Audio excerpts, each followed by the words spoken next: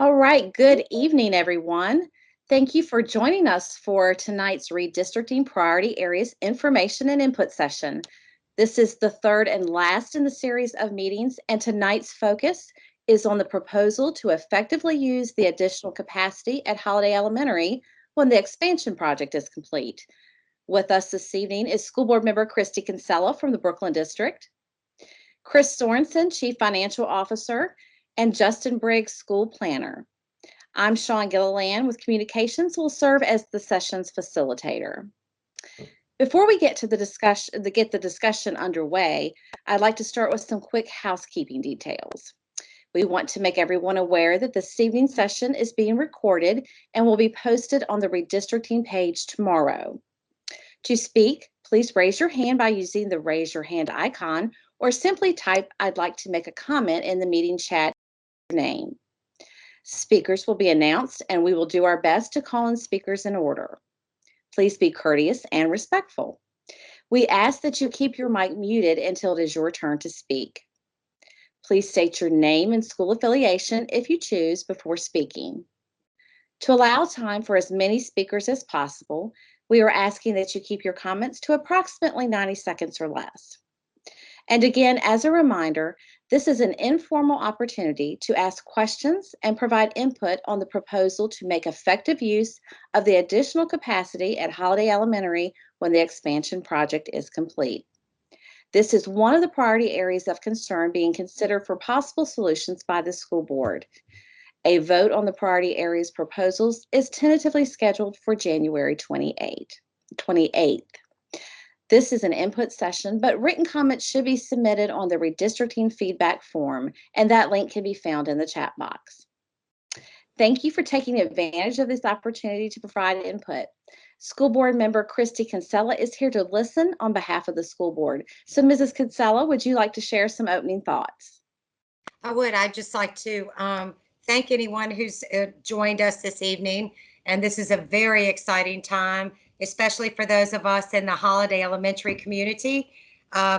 This expansion project has been a long time coming. I am so excited about it opening, and I'm excited about the proposal tonight for the priority spot redistricting that's going to bring some of our pre-K students together because some of our Brooklyn students, due to capacity issues across the district, are going to pre-K programs all over the Brooklyn district and times outside of the Brooklyn district. So thank you so much for joining us tonight, and I hope you'll enjoy the meeting, and please feel free to ask any questions you may have. Thank you. Great. Thank you, Mrs. Kinsella. At this time, I'm going to turn it over to Chris Sorensen, and he will review the specifics of the proposal to make effective use of the expanded capacity at Holladay Elementary. Chris? Thanks, Sean. Yeah, I'm going to go through an overview of the project real quick. I've got a few slides to run through, and of course, want to do this quickly, just give you an overview and then save time for you all to comment to Ms. Kinsella. So before we go through the proposal, just want to talk about the role of the school board. The school board, of course, sets policy. Staff implements that policy, but that does fall under the purview of the school board. Budget, the school board sets goals for the school division and then builds a budget around that. The superintendent presents the budget. She'll do that actually in January, but ultimately the school board does adopt an operating budget for the division. The school board hires the superintendent and is responsible for redistricting, which obviously is why we're here tonight. And also feeding into redistricting, the school board is responsible for the capital budget and strategic planning. So frequently redistricting is an option that isn't talked about in the capital budget when we talk about capacity projects. So those two go hand in hand somewhat. So let's talk about the proposal. Again, Sean talked about priority areas that the school board gave us back in the fall. And tonight we're going to talk about Holladay Elementary. So there is an addition. There'll be about 30 additional classrooms in the addition that's being put on Holladay Elementary School. That will make 16 rooms available for our preschool program. The preschool program allows a maximum of 18 students per room. We are proposing that the students would be in the original building, and there is flexibility in our plan that we will have breakout space for individualized instruction or other instructional needs that we may have moving forward. While we are proposing this for Holladay, we're proposing it, Ms. Kinsella said, to bring some of our students closer to where they live. We're not suggesting this is a long-term fix. What the school division would ultimately like to do is to have students attend preschool in their zone district, which goes back to the capital budget I talked about earlier. That's something the school board will take up later on in years to come when we talk about our capital budget moving forward. But again, this is not a long-term solution, but we do think it addresses some of the capacity needs at Brooklyn schools. So the addition was put on Holladay for that reason, to address capacity in Brooklyn, and this allows us to do so. This will create additional capacity. I have some slides to talk about this in just a minute, but we'll create capacity at Dumbarton, Echo Lake, Johnson, Lakeside, and Longan in the Brooklyn district, and also some capacity in Crestview in the Tuckahoe district.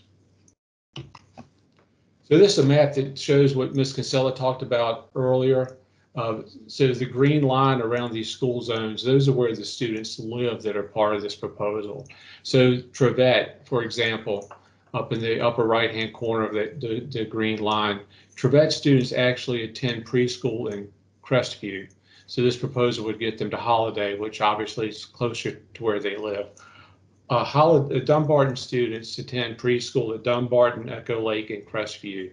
And Holladay students also attend preschool at Holladay, but at Echo Lake as well. So this proposal, in addition to creating capacity at Brooklyn schools, again brings students closer to where they live. This lays out that map in a chart to look at. So this proposal will free up at Dumbarton 2 rooms for additional K-5 capacity. And you can see the chart. Echo Lake is 2 rooms. Holladay, the students are in trailers now, so it will get those kids out of trailers and back into the building. It'll free up 2 rooms at Johnson, 1 at Lakeside, 2 at Longan, and then 1 in other schools where kids in the Brooklyn district attend other schools. The affected students is in the far column on the right. It's 212. These are all 1920 school year numbers. So when the plan's rolled out, it's not going to be 212 kids, but this is just an example of what it will be, of what we know now. And the numbers moving forward will be similar to this. So when we talk about freeing up rooms at different schools, the way we estimate capacity is we take a classroom, divide and multiply it by 22. So I just mentioned Dumbarton would have 2 rooms freed up, so that would it's additional capacity of 44 seats for K-5 students. And you can see going down the chart, Echo Lake would have 44 additional seats for K-5, Johnson 44, Lakeside 22, and Longan 44. See, and this chart also shows that it does make a significant impact to capacity. Dumbarton, as an example, on that top row, was projected to be at 98.3% capacity. This proposal would change that capacity to 92.2. So this is a significant impact of addressing capacity in the Brooklyn district. So we talked about the addition. So just a quick update on how the addition is coming along. It is about 44% complete. We are anticipating it will be complete in August of 2021. And these are just some pictures of the construction and some bullet points of the progress that we're making on the building. So as Ms. Kinsella said, we're very excited, and it's just awesome to see the building coming out of the ground, getting ready for use. Timeline, this really started back, well, the comprehensive redistricting actually started last September in 2019, but in September of 2020, the board discontinued comprehensive redistricting. And on October 8th, they directed staff to look at hotspots. So we called them hotspots at the time, now they're priority areas. And so to address those priority areas, as it's now called, we set up 3 community meetings. Tonight, of course, is November 17th. It's the last of the 3 meetings that we had scheduled. We had originally had a public hearing scheduled for the December school board meeting, but with the governor's announcement of reduced capacity, we're revisiting that to see exactly what we can do for the public hearing. There will be a public hearing either in December or January, but we have to look at that due to the governor's order on COVID restrictions last week. As Sean said, the school board is expected to adopt a plan on January 28th, and then the plan adopted by the school board will be implemented in September of 2021. that is my quick overview, and turn it back over to Sean. All right, thank you so much, Chris. Now it is your turn to talk. Please remember that this time is dedicated to your input and questions, and we want to hear from as many of you as possible, and we'll do our best to call on speakers in order. So is there anyone that has a question or would like to make a comment? The floor is open.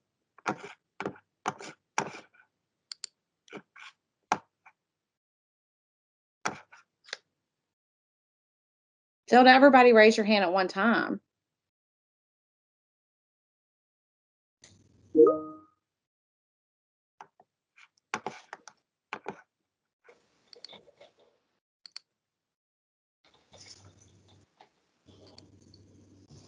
Does anybody have any input to share?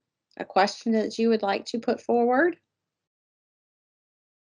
If not, we're going to wrap it up, and this is going to be a very short meeting. Yes. Melinda Cates looks like she raised her hand. All right, Melinda, if you have a question or comment, please go ahead. Hi, my name is Melinda Cates. My son attends Holladay. I was just, and I don't know if this is the forum to address this, but I'm hoping that the idea of the Holladay teachers and students that are presently attending Holladay, would they be the ones to utilize Holladay 2.0 as opposed to remaining in the original building? Yes, that's a great question, Melinda. And yes, the students currently at Holladay would go into Holladay 2.0. As Chris said on the slide where it talked about the additional classrooms, I think he said it was 16. Mm-hmm.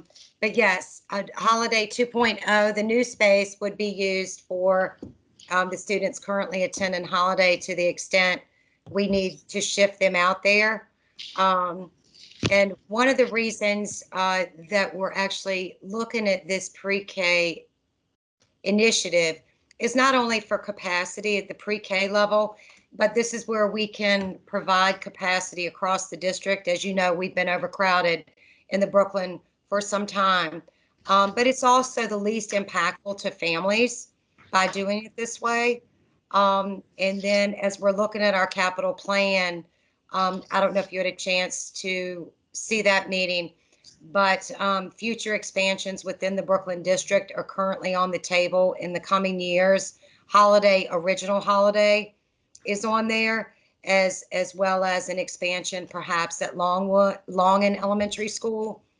So this is just a nice opportunity for us to bring our pre-K students back closer together in the Brooklyn district. The pre-K programs at their elementary schools will not be changed. I think Chris could probably speak to that in terms of, I know there was some concerns submitted earlier about perhaps programs disappearing at schools where they had been, and that's not the case. But I think Chris could speak a little bit more to that. Chris? Yeah, I'm sorry. I'm not sure I understand what the question is. Oh, just in terms of, for example, Crestview Elementary School has some of our pre-K students that we're trying to bring back over to Holladay, but Crestview Elementary School will still keep their pre-K program. That is what correct. I'm trying to articulate, right? Correct.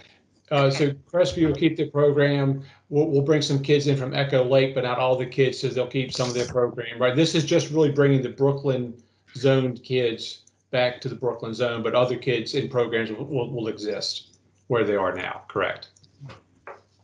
Thank you for answering that, and thank you for addressing, because I did want to ask about the original Holladay building. It's, it's a homey little building, but it requires a little love too, and that it's caught the eye of a need for renovation itself.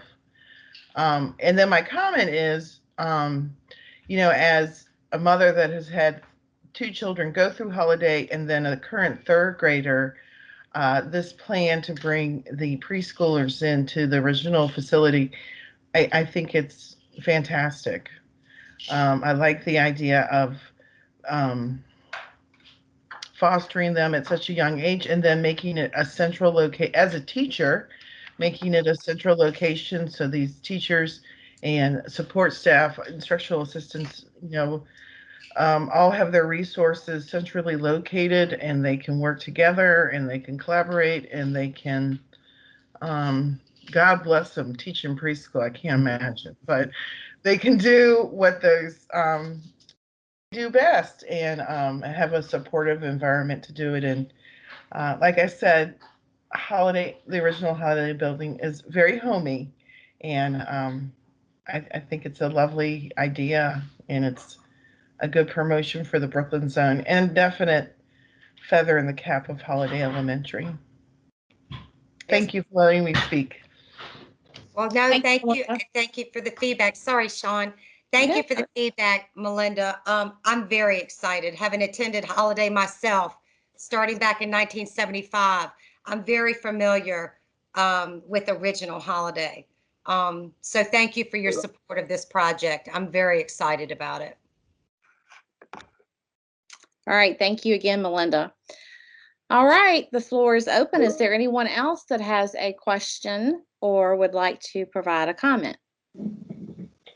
We're here to listen, so the floor is yours. Feel free to jump in.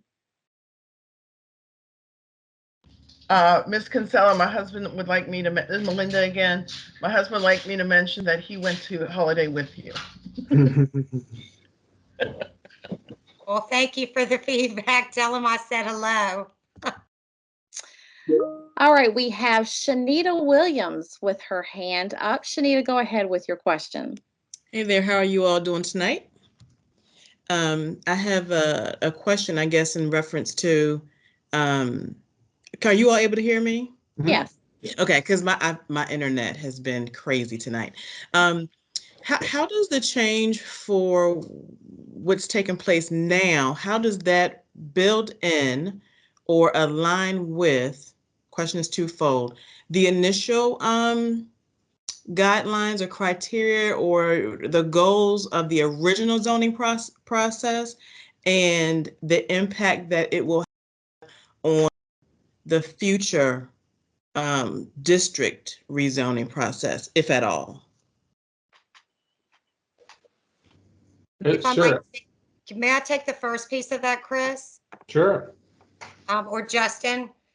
When the board paused comprehensive redistricting in September, Holladay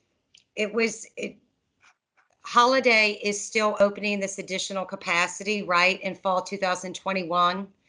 And we started looking at creative ways to bring about capacity relief in lieu of the comprehensive redistricting due to COVID, where we are right now, how we could bring about relief while impacting the least amount of families. So that's kind of how this idea came about, because for example, there are students that are going from Trevette Elementary Zone all the way to Crestview Elementary Zone for pre-K. And as Mr. Sorensen said earlier, we have students, actual Holladay students, going to Echo Lake for preschool because there's not enough capacity at original Holladay, right? So that's how this creative idea with the pre-K came into play. The board an original Holladay expansion was for the Holladay and Johnson elementary school communities. I think that's probably what you're really asking about. Yes. Yes. Johnson would be one of the factors. Yeah. So that's not to say that when the board will revisit, I think there's been talk of revisiting the discussion next fall when our membership numbers perhaps are more normalized than they are this year. And we will still look at the work of the committee as we reevaluate where enrollment is next fall. But providing relief to Johnson and the Holladay area is still on the radar, and only utilizing 212 seats based on last year's enrollment still gives us capacity. I think in the original comprehensive redistricting, I think it was about 100 Johnson students that would be moving to Holladay in the Holladay zone. Okay. I mean, I haven't looked at that data in detail in a while, but I believe that's correct. I mean, Justin, Chris, you may want to jump in and add anything to that. Yeah, I think Ms. Cassell, some of our conversations talked about 100 students at Johnson as well. And I think in your actual pretty comprehensive. I think you got the second part of her question as well, that as far as how this feeds the future, we really need to look at when the board thinks a good time is to revisit comprehensive redistricting, when we have the data to support it, when the families are comfortable with it. But we'll have to look at attendance zones and different trends at that time to decide what Holladay looks like in the future. Again, part of what we'd like to do as a division is to move preschool out to different schools and not have it centralized forever. We just think that if a child can start in preschool and not make a transition again to first grade, it helps the child. So there are a couple pieces. We have to build that extra capacity into our CIP, and then look at when the board's comfortable going with comprehensive redistricting to understand what Holladay is going to look like in the future. So for Holladay, right now, the primary factor sounds like building utilization. Is that? Yes. Okay. It is, right. Yes. And it does, and I'd like to add, it does provide capacity relief at several schools. You know, Dumbarton, for instance, it was at around 98% capacity. This brings it down to 92% capacity. So it does align with the original goals of the redistricting, with providing capacity relief across several schools in the Brooklyn district. Okay. And if I may, since you were specifically interested in Johnson, it takes Johnson from 90% capacity to 83% capacity. But so I mean, Johnson will not be overcrowded based on this relief. Right. Right. So do you have anything else you'd like to ask? No, the follow-up about the building utilization and the relief of capacity, I think answers that, and is a little bit, I guess, of course, shortened, right? Because it's not a full district redistricting. Because I know one of the primary goals with the full redistricting had to do was centered around poverty as well. And so it sounds like that particularly is not being addressed in this kind of go around, but it's something that's being left for a larger redistricting if the board chooses to do so in the future. Is that accurate? Yes, you are correct. This is Holladay 2.0, if you will, was more of a capacity project. And this hotspot priority relief is more about capacity and trying to impact the most amount of schools with the least impact to community. Although our long-term goal, as Mr. Sorensen said, is to ultimately have the pre-K programs in the schools where they're needed. But that's part of our capital planning process. Thank you. All right, thank you so much, Shanita. All right, who's next? What's on your mind? Floor is open. Any other thoughts? All right, Margaret, go ahead with your question or comment. Okay. Hi, I'm Margaret Griffon. I live in the Holladay zone. I actually have two questions. The first is, are all the preschool classes in Henrico federally funded? Or would all of these ones be federally funded? We have a combination of funding. Some is federal funding, some is state funded. But yes, all the preschool classes that we have come from other sources, either state or federal, including these. Okay. I was just curious as if the 16 classes would all be receiving the same, funding or opportunities if they're all going to be in a centralized location. They would, yes. Okay. And then my other question, just from having children at Holladay, would be, how will it be set up, like administratively, as far as, right now we have a principal and an associate and a resource. With these additional classes, are we looking at another administrator, or how will that work? Or will they just come under the Holladay Elementary administration? Right. So because the program is funded by the state or federal government, there are requirements we have to fulfill. So we do plan on having an additional administrator just for the preschool program. So that's one Okay. piece. And then when the school opens up, of course, we would staff the school like pretty much like we would any other school in the county. So as part of our regular operating budget, we're also requesting funds from the county to staff the Holladay 2.0 as a regular elementary school. Okay, thank you. Okay. Thank you, Margaret. And I think Melinda, did I see you raise your hand again for a follow-up question? It was an accidental hand. Oh, raise. okay. Okay. All right. Anyone else? Questions or comments to share?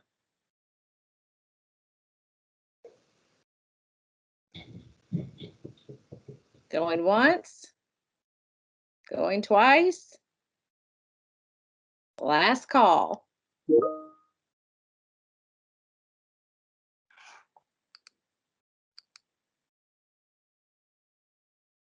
Christy, would you like to close us with some comments? I would just like to thank everybody for attending. And if at any time you have a question, please email or call. My number is 592-7538, or email me. I'd love to hear your feedback, and I just appreciate you taking the time tonight to attend. All right. Thank you, Christy, for being here to listen and participate. And thank you to Chris and Justin for sharing the information and answering questions this evening. As a reminder, additional opportunities to provide input are the redistricting feedback form. And again, that link is in the chat.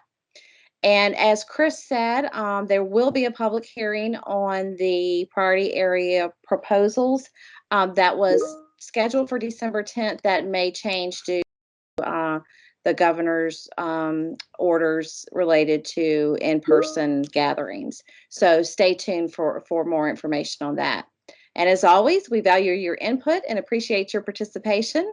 But this concludes tonight's session. Have a great evening. Christy. Hey, when will this be like final? Like this is the plan. This is how we're moving forward. Like, When will it be implemented, or when will the board Final. potentially vote? final, like, this is the proposal. The school board's agreed to it. This is how we're moving forward. Possibly at the end of January. There was a slide that said January 28th, the potential board approval. There should be a public hearing, given the recent gathering announcement by the governor. We're trying to figure out what public hearings and public comments look like over the next month or two. But there would be a chance for comment. And of course, online public comment is always available. And I think there was a link provided earlier, matter of fact, in the chat. But yeah, potentially the board could vote on this priority spot January 28th for implementation fall 2021. All right, great. Thank you. Thank you. All right. Thank you, everyone. Good night.